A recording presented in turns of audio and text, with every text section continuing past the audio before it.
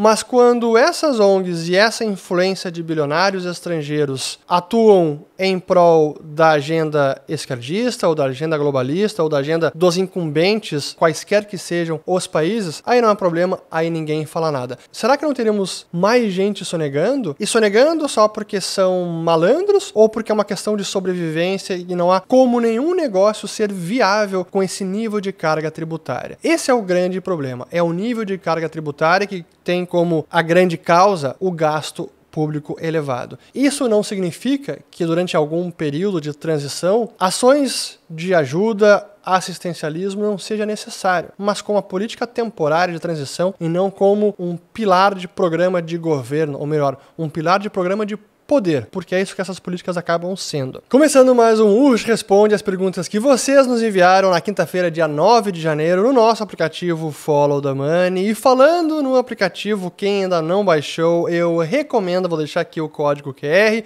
e link na descrição do vídeo, inclusive porque nós estamos liberando um conteúdo exclusivo que só está liberado para os nossos assinantes, mas nesses próximos 30 dias, quem baixar o aplicativo, pode baixar gratuitamente, vai ter acesso ao documentário A Bolha da Companhia do Mar do Sul. E esse documentário faz parte de uma trilogia sobre bolhas financeiras históricas. E só para aproveitar o momento, explicar um pouco mais do aplicativo como um todo, para quem nunca baixou, novamente, baixe, é gratuito, você pode ver tudo que tem disponível e para acessar, claro, tem que se tornar assinante. Mas nós temos, além dos conteúdos aqui do YouTube, que são abertos para qualquer um, que vocês podem baixar para assistir offline, esse já é um benefício de quem usa o aplicativo, nós temos todos os conteúdos semanais, que são aulas ao vivo, são transmissões sobre algum assunto contemporâneo que está mexendo com os mercados, como investir melhor, algum assunto de história financeira, enfim, são assuntos que a gente traz toda quarta-feira, 19 horas ao vivo, inclusive com interação com vocês assinantes. Além disso, temos a nossa série de documentários Nas Fronteiras do Dinheiro. Tem documentário que foi gravado em Dubai, na Grécia, na Turquia, nos Estados Unidos, tem muita coisa bacana, na Argentina também, e tem esse documentário recente, ou esses documentários, que é uma trilogia, que nós gravamos no ano passado, 2024, em Paris, em Londres, Edimburgo e Amsterdã, para falar das primeiras bolhas financeiras da história. E a última dessas bolhas é justamente a da bolha da Companhia do Mar do Sul, e que foi gravado em Londres, todo o documentário, e é muito bacana. E é por meio da história financeira que a gente pode extrair lições para entender como o mundo funciona e como investir melhor e com mais segurança e entender o que está acontecendo hoje com os mercados. Então, baixe o aplicativo e vocês podem experimentar e assistir já imediatamente a esse documentário que está muito bacana e eu tenho certeza que vocês vão ter interesse em assistir aos demais documentários do Nas Fronteiras do Dinheiro. Promessas irreais, fraudes, golpes descarados e uma febre na Bolsa de Ações de Londres. Sim, tudo isso aconteceu aqui na Inglaterra. Então aqui na cidade de Londres, ou City of London, se desenvolvia o centro financeiro londrino e que logo se transformaria no centro financeiro do mundo inteiro. E as ações trocavam de mãos em becos como esse. Então imagine as pessoas aqui nesses locais negociando ações freneticamente naquela época. A esperança de riqueza no novo continente, soluções criativas para a dívida da realeza, a oportunidade de cidadão comum participar dessa descoberta, ser sócio da nova empreitada. Era o plano infalível, perfeito. A expectativa do John Blunt com o esquema era resolver a dívida da coroa e enriquecer os acionistas da companhia. A realidade, porém, foi uma bolha especulativa, sérios prejuízos e a nação toda levada à ruína financeira. Ricos de dia, pobres ao anoitecer. Eu vim para a Inglaterra para contar um pouco da história financeira mundial e sobre uma das primeiras bolhas financeiras e como você pode aprender com ela e aplicar esse conhecimento nas suas finanças. Esse é um dos conteúdos na nova temporada do Nas Fronteiras do Dinheiro. Baixe o aplicativo Follow the Money e experimente.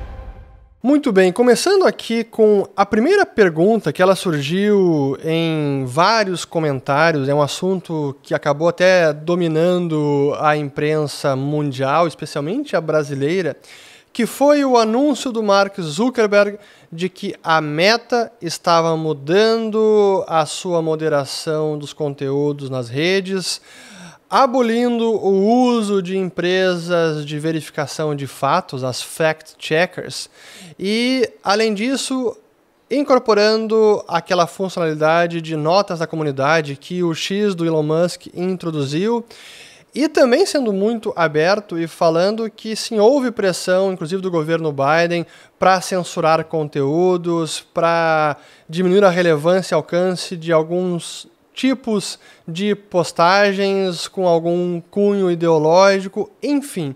Ele admitiu que isso aconteceu e também falou sobre alguns processos judiciais em tribunais secretos na América Latina que também removem contas, conteúdos e censuram perfis. Não falou país em específico, mas enfim, vocês podem imaginar aí quais países podem ser. Mas essa notícia caiu como uma bomba, especialmente em países como o Brasil, porque a gente tem visto aí as tentativas de regular cada vez mais as redes sociais.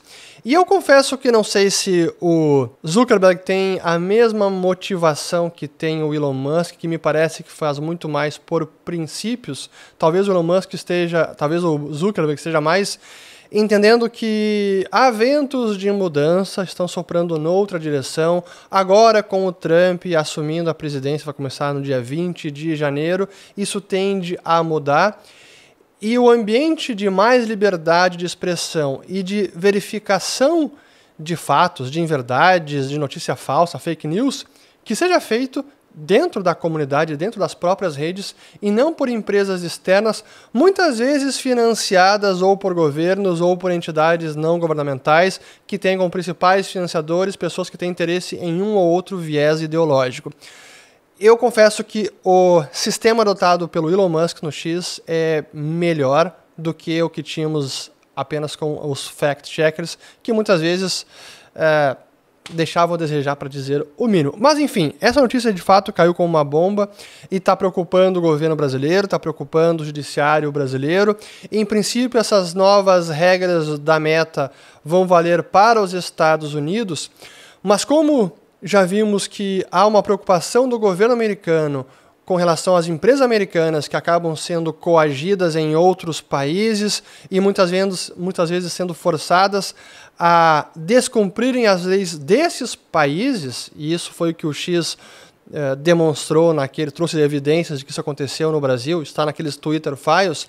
Se isso acontece com a empresa americana, a administração Trump tende a ser mais vocal e pressionar outros governos se isso, porventura, vier a acontecer. Então, uma empresa americana sendo forçada a cercear a liberdade de expressão, censurar, o governo americano agora com Trump não deve tolerar isso. Então, é talvez um alerta, é um aviso para países que buscam restringir a diversidade do discurso e das democracias. Mas, enfim, essa foi uma notícia realmente importante e acaba expondo a hipocrisia de muitos intelectuais, de muitos governos, e não apenas no Brasil, mas também na Europa, que estão dizendo que um bilionário como o Elon Musk, ou agora um bilionário como o Zuckerberg, que eles não têm o direito de interferir na política, na democracia de outros países e que, por isso, os países precisam tomar medidas para se proteger desse tipo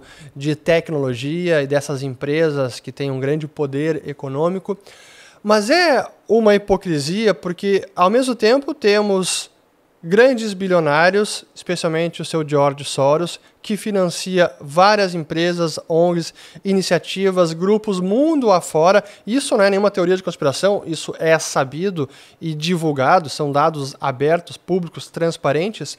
Mas quando essas ONGs e essa influência de bilionários estrangeiros atuam em prol da agenda esquerdista, ou da agenda globalista, ou da agenda dos incumbentes em quaisquer que sejam os países, aí não é problema, aí ninguém fala nada. É exatamente o que a gente está vendo agora, uma histeria na Europa, no Reino Unido, na Alemanha, também em parte na França, porque o Elon Musk tem compartilhado muitas notícias, tem dado a sua opinião sobre o que está acontecendo na Alemanha, sobre o que está acontecendo no Reino Unido, e claro, um cara com o alcance que ele tem na rede X tem uma influência, não tem dúvida alguma, e os políticos desses países, o Keir Starmer, que é o primeiro-ministro do Reino Unido, está indignadíssimo, assim como o Olaf Scholz na Alemanha, já que recentemente o Musk tweetou que apenas o partido de direita da Alemanha poderia salvar a Alemanha. Honestamente, tendo a concordar com tudo o que fizeram nos últimos anos, destruíram a economia, a competitividade da economia alemã, dentre outras questões de imigração, cultural, enfim, mas eles se queixam desse bilionário influenciando, mas o outro bilionário, bom, aí não é nenhum problema, porque ele faz por meio de ONGs e está ajudando a nossa causa. Enfim, é a hipocrisia e não é o princípio que eles estão defendendo, não é o princípio de liberdade de expressão, não é o princípio de democracia, de liberdade, de direitos humanos. A mesma coisa a gente pode falar sobre o Lula. Eu publiquei no sábado o vídeo sobre a Venezuela e que o Lula perdeu qualquer moral, se é que tinha em algum momento, mas depois de defender por tantos anos a ditadura da Venezuela, de Cuba, de outros países, e mais recentemente de se negar a qualificar o regime como a ditadura e se negar a condenar as fraudes nas eleições, bom, aí é cúmplice do regime, é aliado, e se ele tentar criticar e apontar abusos de direitos humanos ou falta de liberdade em um outro país por um outro governo, cadê a moral para fazer isso? Ou você condena por princípio qualquer governo que esteja atentando contra a liberdade, privacidade e direitos humanos, ou você não tem a moral nenhuma para falar sobre isso. E a mesma coisa a gente vê agora na Europa. Mas enfim, estou até entrando numa tangente aqui mais sobre o assunto, mas era algo que eu não queria deixar de mencionar porque veio a pergunta, veio os comentários e são ventos de mudança. Vejo com bons olhos que Zuckerberg esteja indo nessa direção. É uma rede muito maior. Agora resta saber como o governo brasileiro, como o judiciário, enfim, legislativo, como eles vão reagir à eventual mudança das regras da plataforma no Brasil, porque a gente está falando de Facebook, de Instagram, de WhatsApp. Vão proibir essas ferramentas como fizeram com o X por algumas semanas, se não estou enganado, talvez até meses, já nem lembro mais. Será? Veremos. Enfim, aqui ainda no campo da Europa, a gente teve o Justin Trudeau, que também foi um grande agente de mudança progressista dessa agenda mais esquerdista globalista, que finalmente anunciou a sua renúncia. Então, de fato, estamos vendo ventos de mudança mundo afora. Mas aqui, mais perguntas, vamos lá. Sobre uma declaração do Haddad da manutenção do regime cambial, se reflete um real compromisso com a estabilidade ou pode ser interpretada como um alerta velado ao mercado? E quais seriam os impactos da credibilidade do Banco Central na cotação do dólar caso haja desalinhamento entre discurso e prática? Existe risco de ressurgimento de um dólar paralelo diante de percepções de intervenção ou fragilidade fiscal? Vamos lá. Não, para mim não é um risco iminente, é uma possibilidade, mas está muito distante. Não acho que é o caso agora. Não acredito em mudança de regime cambial. Mudar para um regime de câmbio fixo seria muito mais difícil de colocá-lo em prática e muito mais vulnerável a ataques especulativos. Não vale a pena, então não vejo isso acontecendo. E, portanto, também não vejo no curto prazo a possibilidade de surgir um mercado paralelo de câmbio, já que o câmbio estaria fixo, o mercado, as pessoas discordam desse câmbio, consideram ele artificial, portanto, no mercado paralelo, a taxa de câmbio seria outra. Não vejo isso acontecendo no Brasil tão cedo, é preciso muita piora, é preciso uma deterioração crescente e duradoura no fiscal, no monetário, desarranjo macroeconômico para chegarmos nesse nível de mercado paralelo de câmbio. Não vejo isso realmente uma preocupação no curto prazo. Precisa muita coisa piorar para chegarmos a esse ponto. Para quem os dólares da reserva do Banco Central são vendidos na tentativa de segurar o câmbio? Defensores da teoria do ataque especulativo dizem que os beneficiados foram esses que compraram os dólares. Poderia falar um pouco disso? O Banco Central ele vende principalmente para os bancos comerciais, aqueles que têm uma conexão direta com as operações de mercado aberto do Banco Central. Então não é qualquer entidade que pode participar disso, não é qualquer um. Então é um grupo bem restrito de instituições financeiras que têm acesso a essas operações compra e venda, seja de dólares, seja de dívida pública. Agora, quem está comprando isso é que está fazendo o ataque especulativo? Não, qualquer um. Hoje em dia, qualquer um que demonstra a sua vontade vendendo real e comprando dólar, ou seja, reduzindo a sua demanda por real, aumentando a sua demanda por moeda estrangeira, hoje pode ser taxado de alguém que está fazendo um ataque especulativo. Mas são investidores, fundos internacionais, fundos domésticos, investidores locais, pequenos, médios, grandes, qualquer um que resolva tirar o dinheiro do país. Então hoje achar que quem está comprando o dólar e mais ainda que o banco que está comprando dólares do Banco Central nessas operações, ele que está lucrando, não. Possivelmente o banco pode nem ter nenhum lucro nessa operação. Então não é esses que estão fazendo o ataque especulativo. Na verdade, eles são uma extensão, muitas vezes, da política monetária, porque o Banco Central efetua a política monetária por meio dos bancos. É assim que ele injeta dinheiro no sistema financeiro. O que significa uma moeda ser conversível e quais características uma moeda precisa ter para ser considerada 100% conversível? Boa pergunta. Hoje, no mundo de moedas fiduciárias que não tem nenhum lastro no metal, o que eu chamaria de a era de papel moeda inconversível, são moedas que podem ser impressas por bancos centrais. Não há mais o resgate no metal precioso, essa restituição, a conversibilidade no metal precioso, porque não temos mais esse lastro, não temos mais esse regime monetário. Portanto, hoje, o que significa uma moeda conversível se não tem mais a conversibilidade no ouro? Hoje o termo mudou e ele significa uma moeda que pode ser convertida em qualquer outra moeda estrangeira sem nenhuma restrição. Não há nenhum limite de entrada de dinheiro estrangeiro nem saída de dinheiro estrangeiro. Isso seria uma moeda plenamente conversível. Além de outras questões mais técnicas de controles que não são restrições de remessa de dinheiro, mas há algum controle no sentido de coibição, de monitoramento.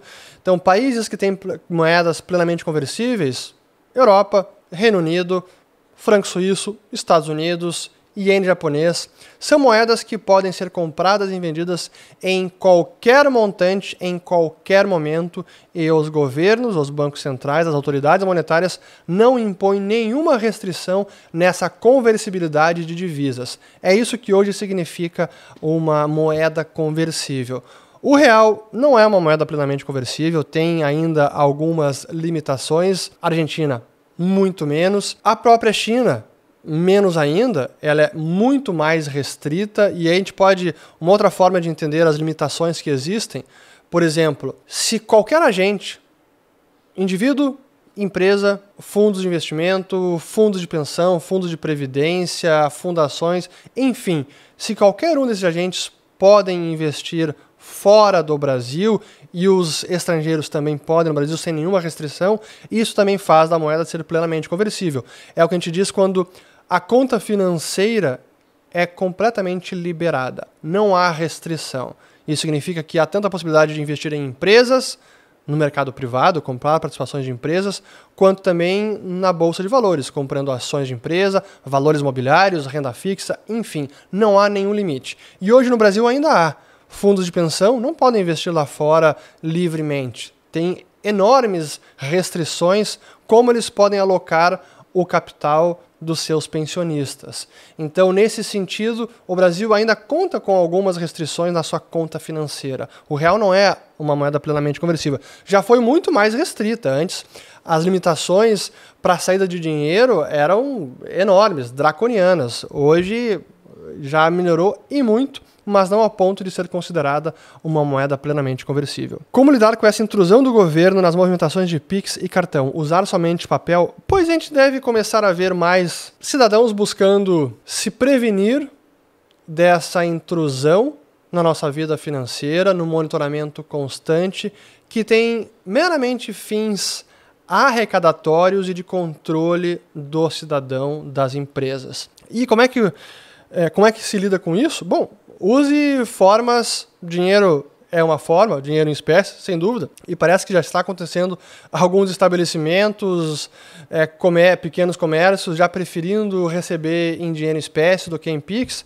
É uma reação à intrusão. Para toda ação, há uma reação. Então, nesse sentido, eu estimulo a todos aqueles que se sentem invadidos a tomarem as devidas precauções. Com a subida dos juros, os títulos das instituições financeiras sofrem a marcação a mercado. Verdade. Elas são obrigadas a jogar isso no balanço? Representará um problema no resultado de 2024 a ser divulgado naquelas listadas na Bolsa? Ótima pergunta. Os bancos, instituições financeiras, eles têm nos seus ativos, no lado do ativo, parte dos títulos que são considerados disponíveis para venda, available for sale, e outros que serão guardados ou entesourados até o vencimento, ou no inglês, held to maturity, guardados até a maturidade. Esses que são guardados até a maturidade não precisam ser marcados a mercado, segue a marcação da curva. Aqueles que estão disponíveis para venda, esses sofrem marcação a mercado. Então, dessa parte dos títulos, aqueles que se depreciaram porque houve uma alta de juros, portanto o preço do título no mercado secundário caiu, deve sentir algum prejuízo. Porém, no mercado brasileiro tem um alento. Como os nossos títulos são relativamente mais curtos e a taxa de juros já estava num patamar muito elevado, uma alta adicional de juros não provoca uma queda tão forte no preço dos títulos, que é exatamente o contrário do que aconteceu lá fora. Eu fiz vídeo sobre isso, como os bancos americanos estavam com um prejuízo não realizado no balanço gigantesco, era quase $1 trilhão. Por quê? Os juros saíram de um patamar muito baixo, em alguns casos quase 0%, meio, 1%, e foi para 2%, foi para 3%, foi para 4%. Então a taxa de juros dobrou, em alguns casos mais do que isso. E em títulos que têm uma duração muito maior. Então o efeito no preço do título acaba sendo exacerbado. O título é muito mais sensível à variação de juros quanto mais longo ele for e quanto menor for o ponto de partida. Uma coisa é sair de 10% para 12%. Outra coisa é sair de 2% para 4%. A mesma variação de juros, mas o impacto no preço é muito maior. Qual é o raciocínio do Tesouro quando faz leilão de compra de títulos? Ele segue os preços do mercado secundário? Como isso influencia a curva de juros? Sim, a ideia do Tesouro é conter alguma volatilidade, conter alguma alta de juros momentânea, e é mais um agente atuando no mercado, pressionando o preço do título para cima, portanto, juros para baixo. Mas sim, ele segue o preço que está no mercado, é mais um agente atuando no mercado secundário. Aqui tem uma longa pergunta, eu vou ler a parte final que é a mais importante. Você não acha que acabar com a sonegação seria um mal necessário para a sociedade? Boa provocação. Primeiro, eu não estimulo ninguém a sonegar seus impostos, eu pago todos os meus impostos devidamente, mas sempre com muita indignação. Agora, aceitar que o problema principal é a sonegação é já admitir derrota, é já desviar do assunto principal e a raiz do problema, que está no gasto público elevado, que requer, portanto, uma carga tributária muito elevada, e quanto maior a carga tributária for, maior tende a ser a sonegação. A não ser que você parta da premissa que não, todo mundo está sonegando, ou quem sonega é só porque é salafrário e não quer cumprir a regra como os demais o fazem. Mas essa não é a minha premissa. E quanto mais se eleva o gasto público, mais se precisa elevar a carga tributária, mais você joga a economia, joga o empresariado, os empreendedores, pequenos negócios para a informalidade e para a sonegação. E aí qual é o limite de cada um? Bom, se agora o nosso IVA vai ser 30%, quase isso. Bom, e se o IVA fosse 40%? E se o IVA fosse 60%? Será que não teríamos mais gente sonegando? E sonegando só porque são malandros ou porque é uma questão de sobrevivência e não há como nenhum negócio ser viável com esse nível de carga tributária? Esse é o grande problema, é o nível de carga tributária que tem como a grande causa o gasto público elevado. E por isso que eu sempre foco na questão do gasto. É isso que nós precisamos diminuir. Atacar o problema do déficit pela sonegação, como se essa fosse a grande causa, é já admitir derrota e chancelar esse nível de gasto público. E aí, falando do nível de gasto público, que para mim é o mais revoltante no caso brasileiro, é que boa parte desse gasto público é para bancar privilégios. Não é assistencialismo, Bolsa Família, ou para melhorar a vida da população de classes mais baixas ou de menor renda. Não, é para bancar muitos privilégios. Isso que gera muita revolta, porque é o Estado que acaba não fazendo nem o mínimo necessário. A função básica do Estado de prover educação, saúde, segurança, nem isso conseguem fazer. Pelo contrário, pagamos impostos escorchantes e ainda assim precisamos muitas vezes pagar a saúde privada, um seguro de saúde, alguns pagam escola privada, segurança privada, todas as medidas que a gente precisa adotar porque temos um Estado cujas funções básicas não são desempenhadas. É uma falência do serviço estatal. E ainda assim tem que pagar mais imposto para bancar privilégio, porque o serviço básico não é prestado. Pô, como é que isso não vai ser revoltante? E aí tem que assumir e aceitar esse argumento. Não, o problema é a sonegação. Se nós combatêssemos a sonegação, não teríamos déficit e estaria tudo bem. Não, a sonegação é uma consequência, é um efeito da alta carga tributária por conta do alto gasto público. E é isso que nós temos que atacar, é por isso que, claro, eu sempre concordo muito com o Milei e o seu receituário de atacar o gasto público. É ali que a gente precisa realmente apontar todas as nossas críticas e esforços para conter. Excelente pergunta. Brasil com ações boas e preços excelentes, porém futuro duvidoso e complicado. Estados Unidos, preço das ações em alta, porém futuro melhor. Como decidir onde comprar? Como trabalhar esse paradoxo? Não tenho a resposta completa.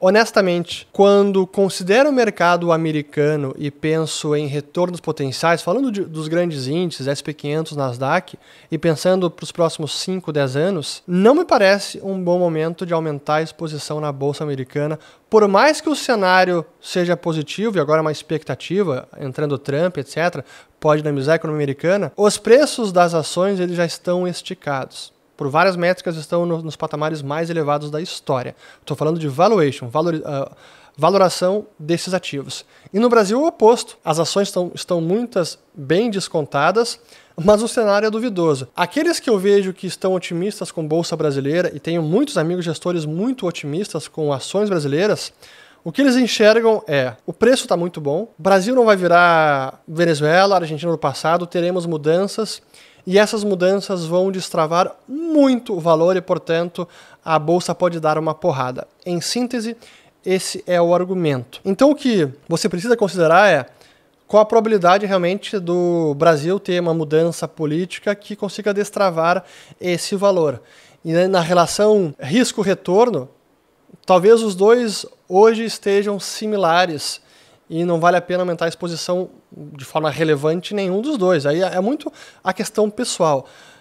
Eu tendo a pensar que nos próximos 3 a 5 anos, talvez a Bolsa Brasileira tenha um melhor desempenho do que a americana. Podem anotar isso aqui, registrem em blockchain, enfim, porque eu não acredito na continuação deste regime atual que trará mais desgraça para o Brasil. Esse é o meu cenário base, mas eu não tenho como ter certeza, não é uma previsão, é uma expectativa, é um desejo também, mas claro que eu não aposto todas as minhas fichas nisso. Por isso que Bolsa Brasileira jamais será a minha alocação principal. E hoje nem Bolsa Americana seria a minha alocação principal, só para deixar isso também claro. Com 45% do orçamento público comprometido com juros e amortização da dívida pública, 18% Previdência, 10% com estados e municípios. O que sobra não é muito pouco para políticas que gerem melhoria na qualidade de vida da população e desenvolvam verdadeiramente o país, independentemente de governo A ou B. Eu discordo da premissa que está por trás aqui, de que o gasto público que realmente pode melhorar a vida da população. E não é. É por meio do empreendedor, por meio dos trabalhadores, investindo a iniciativa privada, seguindo o sistema de lucros e prejuízos, seguindo os sinais dos preços, que vão enxergar oportunidades, investir, gerar mais oportunidades de emprego, de renda e tornar o país cada vez mais produtivo. É isso que vai tornar a vida das pessoas melhor e não o governo tirando dinheiro de um e dando para outro. Isso não significa que durante algum período de transição, ações de ajuda, assistencialismo não seja necessário, mas como uma política temporária de transição e não como um pilar de programa de governo, ou melhor, um pilar de programa de poder, porque é isso que essas políticas acabam sendo. O problema é que temos, como eu acabei de falar no Brasil, um grande legado de muitos privilégios de previdência completamente deficitária, em que os benefícios são muito maiores do que as contribuições, especialmente no setor público, e isso precisa acabar. Então vamos antes lidar com esses grandes privilégios, antes de tirar do assistencialismo, e assim podermos reduzir carga tributária e ter um país que invista mais e consiga crescer mais. Mas é preciso resolver esse legado, que não é do governo atual, é de décadas, são de governos, inclusive do governo atual. Isso precisa ser resolvido. Qual o nível mínimo ou ótimo de reservas cambiais em um país? É uma ótima pergunta e não tem uma resposta. Confesso que eu desconheço alguma métrica do tipo consenso, tantos bilhões de dólares ou reservas em relação à dívida externa ou em relação à base monetária, quanto seria o mínimo adequado. Não há uma métrica, não há um consenso com relação a isso. Aí seria, no caso, quanto mais melhor. Quanto mais reservas, mais segurança, um colchão maior de liquidez, especialmente durante crises globais, crises financeiras, choques externos, seria melhor ter mais reservas do que menos. Mas qual seria o mínimo necessário? Aí é uma boa pergunta, não saberia dizer. Eu vou fazer um vídeo sobre isso, até para avaliar o que está acontecendo com as reservas brasileiras, com o câmbio, vamos comparar com a Argentina, vai ficar bem interessante, aguardem, ele está no forno. Qual a sua previsão sobre a estratégia de Trump para as reservas do Bitcoin? E tem até uma aqui, ó. Por que estão falando em vender os BTC da Silk Road se o Trump planeja fazer reserva? Os Bitcoins apreendidos do Silk Road, que é o site aquele na Deep Web, que funcionava para compra e venda de tudo que é produto, inclusive produtos, mercadorias ilícitas, isso lá em 2012, 13. O Departamento de Justiça americano apreendeu esses BTC, já fez vários leilões, mas ainda tem sob custódia mais de 200 mil BTCs. E agora estão aventando que eles podem vender. Será que vão vender agora, na iminência da posse do Trump? É possível. Bom, mas será que eles querem comprar, fazer reserva? Por que vender agora? O ideal seria transferir do Departamento de Justiça para o Departamento do Tesouro, para a Secretaria do Tesouro, esses bitcoins, e assim se constitui a reserva inicial. Honestamente, não sei ainda o que vai acontecer. Por enquanto, essa expectativa, o Trump nunca foi tão vocal com relação à reserva estratégica de Bitcoin. Veremos. Tem uma lei que está ainda em estágio inicial de tramitação no Congresso americano, que é a da senadora do Wyoming, a Cynthia Lummis. Então, ainda não sabemos. Trump postou uma imagem do Canadá sendo parte do território dos Estados Unidos. O que está acontecendo? Cara, é Trump sendo Trump. Ele usando de hipérbole, fazendo declarações exageradas, às vezes estapafúrdias, gerando sim volatilidade. O dólar canadense caiu muito quando ele falou sobre isso, quando ele ameaça a imposição de tarifas de 100%, de 1000%, enfim. É Trump agindo como ele sempre agiu, e aí é preciso distinguir o que é apenas bravata e influenciar a opinião pública e deslocar o debate do possível para que ele alcance o que ele realmente está almejando e que realmente é uma política que ele está buscando. Por exemplo, ele quer anexar o Canadá, ele vai invadir a Groenlândia. Não, para mim não vai fazer nenhuma dessas coisas. Mas ele consegue desviar a atenção do público. Ele é um mestre na arte de persuasão. É impressionante. Eu vou fazer mais... Até é um vídeo que eu preciso fazer sobre Trump. Mais 3 aqui, um último assunto também sobre as queimadas na Califórnia. Aqui, ó, a BlackRock dessa semana afirmou que estamos vivendo uma transformação econômica e não um ciclo de negócios, o business cycle ou ciclo econômico. E que o mercado está analisando os cenários macro como ciclo econômico e assim criando oportunidades. O que você acha disso? É um grande debate, eu discordo, por mais que tenhamos inovações tecnológicas, como tivemos ao longo da história da humanidade, inovações recentes com a internet, com o computador pessoal, o telefone móvel e agora com a inteligência artificial. Ainda assim, a inovação tecnológica, a disrupção, ela não elimina o ciclo econômico.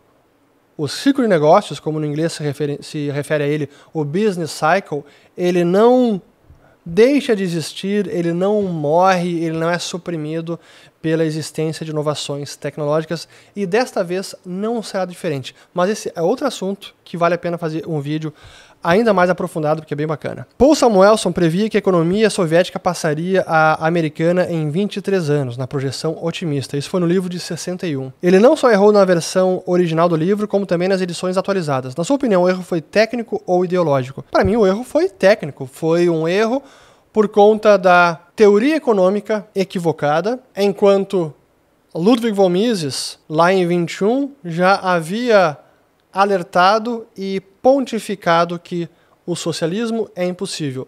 Se houver estatização completa dos meios de produção, não haverá como ocorrer a formação de preços, não teremos preços de mercado, portanto, não teremos formas de alocação de recursos sem um sistema de preços e o caos será a consequência. E foi exatamente o que aconteceu ao longo da história da União Soviética, por mais que em alguns momentos eles liberassem os mercados e permitissem algum nível de preços ou importassem a informação de preços do setor externo, do estrangeiro. Mas o Mises errou durante 50 anos, porque lá em 21 ele disse que o socialismo era impossível e demorou até início dos anos 90 para a União Soviética colapsar. Então, para mim, o erro foi de teoria econômica equivocada. Por que o agregado monetário M2 da Argentina subiu tanto em 2024, mas a inflação caiu? Ótima pergunta, e eu estou vendo alguns críticos do Milei apontarem justamente a isso. O dinheiro segue sendo criado, a impressão de dinheiro, tanto base monetária quanto M2, e de fato aconteceu, basta ver os gráficos, vou colocar aqui o gráfico que tem no site da Universidade Francisco Marroquín da Guatemala, e tem uma seção chamada o monitoramento das reformas do Milei, Reform Watch, e mostra o crescimento da base monetária e do M2. A base monetária chegou a triplicar 200% de alta, ainda no governo Milei, ou já na metade, e agora cai um pouquinho, e M2 chegou a subir mais de 100% e agora está caindo, mas ainda cresce 98% em relação ao último ano. O que está acontecendo? Ainda é parte do programa de estabilização do Milei, e o importante é analisar os últimos meses e daqui para frente. Analisando os últimos meses, já há uma acomodação, então uma estabilização no crescimento do dinheiro, seja M2, seja base monetária. Agora isso precisa perdurar para os próximos anos. Por que mesmo com esse crescimento de dinheiro, ainda assim a inflação caiu e a taxa de câmbio caiu? Por conta da mudança nas expectativas, por conta da mudança na percepção dos argentinos, que acabaram entendendo que estão adotando as políticas corretas de saneamento do país, de estabilização macroeconômica, de contenção do déficit fiscal, e isso gerou uma demanda maior pelo peso argentino. Então, esse aumento na oferta de pesos, ele foi, de certa forma, compensado por um aumento na demanda por pesos. Não por completo, a inflação ainda está em 2 dígitos, a inflação mensal em 2% ao ano, ainda é muito elevada, mas não foi o suficiente para provocar uma queda total no valor do peso ou uma inflação ainda maior. Então houve um aumento também na demanda por moeda argentina, por pesos argentinos, e que compensou parte dessa alta na quantidade de dinheiro na oferta monetária. Mas, como eu sempre digo, o trabalho do Milei não está pronto, precisa fazer muita coisa e é preciso aguardar os próximos meses, e eu diria que eles serão chave, especialmente o comportamento aí dos agregados monetários ou a quantidade de dinheiro em circulação. E com isso terminamos mais um Urso Responde, espero que tenham gostado, desfrutem esse domingo com suas famílias, com seus amigos, espero que tenham lavado as louças, e mais uma vez lembrando para vocês baixarem o aplicativo Follow the Money e aproveitarem essa oportunidade única de assistirem ao documentário A Bolha da Companhia do Mar do Sul, gravado diretamente de Londres, está sensacional. Baixem o aplicativo, o código QR está aqui em cima, link na descrição do vídeo, vocês vão visualizar todos os conteúdos transformadores que temos dentro do aplicativo Follow the Money. Então, siga o dinheiro, compartilhe o vídeo, se inscreva no canal e até o próximo. Valeu!